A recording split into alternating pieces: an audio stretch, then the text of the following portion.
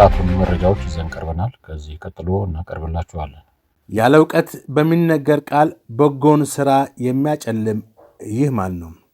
በዲያቆን ተረፈ ወርቁ። ስለ መቄዶንያው ብንያም በለጠ ያየነውን እንመሰክራለን፣ የሰማነውን እንናገራለን።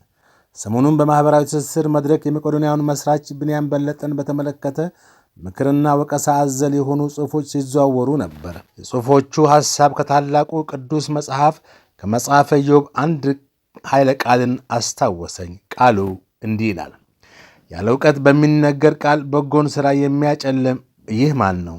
ከዚሁ የሐሳብ ሰበዝ ሳልወጣ በመቄዶንያው የአረጋውያንና የአእምሮ ሕሙማን ማዕከል በነበረኝ የበጎ ፈቃድ አገልግሎት ቆይታዬ የታዘብኩትን የግሌን ምስክርነት በጥቂቱ ላንሳ።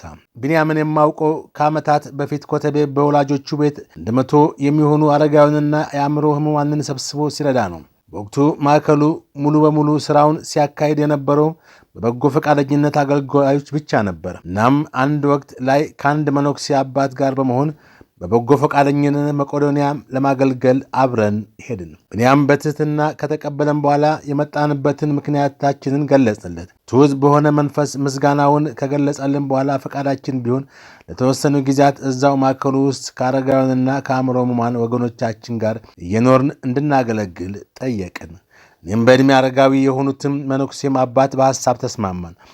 ብንያም ፈቃደኝነታችንን በአክብሮትና በምስጋና ከተቀበለ በኋላ በወላጆቹ ቪላ ቤት ውስጥ የአባቱና የእናቱን መኝታ ቤት ለጊዜው ማረፊያ የሆነን ዘንድ ለእኔና ለመነኩሴው አባት እንዲሰጠን አደረገ። ልብ በሉ፣ ብንያም ይህንን ያማረውን የወላጆቹን መኝታ ቤት እኛ እንድናርፍበት ሲሰጠን፣ የእርሱ ማረፊያ ክፍል ግን በግቢ ውስጥ በጭቃ በተሠራ ሰርቪስ ቤት ውስጥ ነበር። ይህ ብቻ አይደለም። በቆይታዬ እንደታዘብኩት ብንያም አረጋውያን የበሉትን ይበላል፣ የለበሱትን ይለብሳል፣ አብሯቸው ይውላል፣ አብሯቸው ያድራል። እንደውም በማዕከሉ ውስጥ ከእርሱ ይልቅ ልዩ እንክብካቤ የሚደረግላቸው አረጋውያን አባቶችና እናቶች ነበሩ።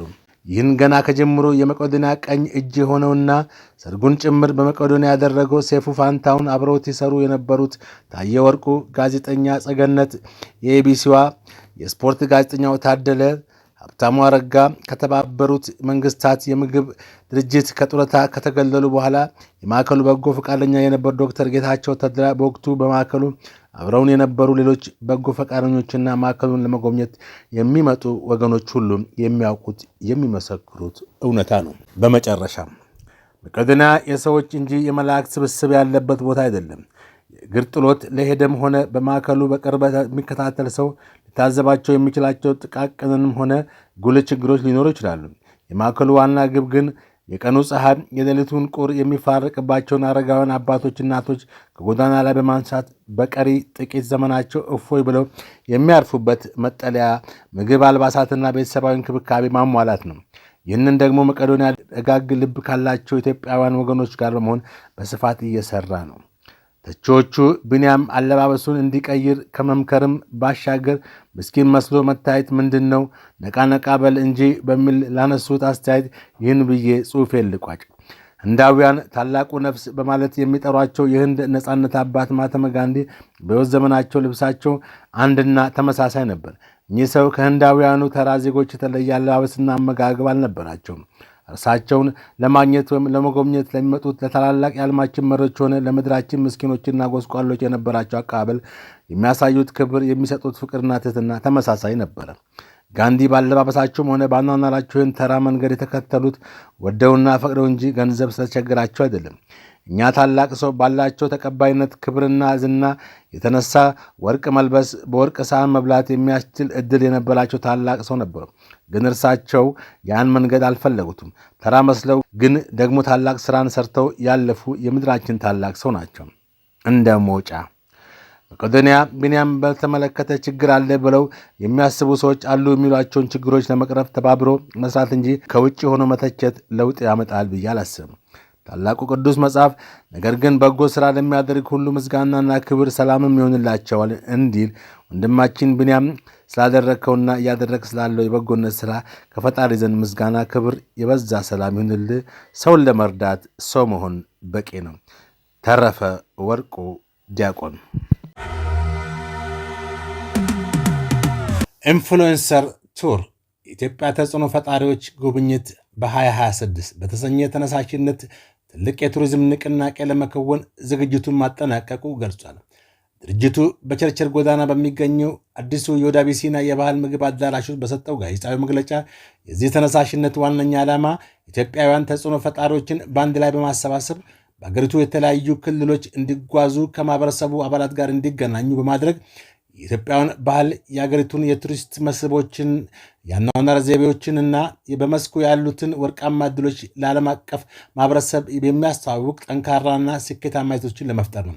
በጋዜጣው መግለጫ ላይ የኢንፍሉዌንሰር ቱር መስራችና ዋና ስራ አስኪያጅ የሆኑት ናትናኤል ዘሪሁን እንደገለጹት የዚህ ፕሮጀክት ዋና ተልዕኮ ኢትዮጵያ ያሏትን ድንቅ ታሪካዊ ሀብቶች በዲጂታል ይዘቶችና በማህበረሰብ ተሳትፎ አማካኝነት ለመላው ዓለም ለማሳየት የተወጠነ ታላቅ የዓለም አቀፍ ተጽዕኖ ፈጣሪዎች ንቅናቄ ነው ብለዋል።